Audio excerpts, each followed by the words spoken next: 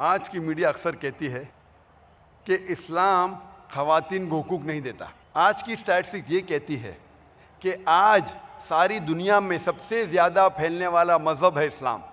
America में सबसे ज़्यादा फैलने वाला मज़हब है इस्लाम। यूरोप में सबसे ज़्यादा फैलने वाला मज़हब है इस्लाम।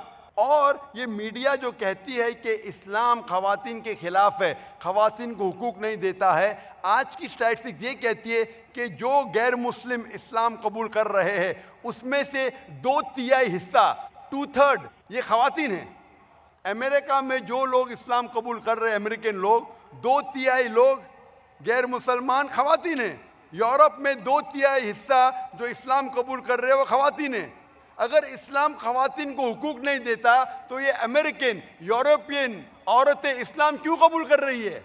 क्योंकि वो जानती है कि उनके हुकूक सिर्फ एक ही मज़हब में है, इस्लाम।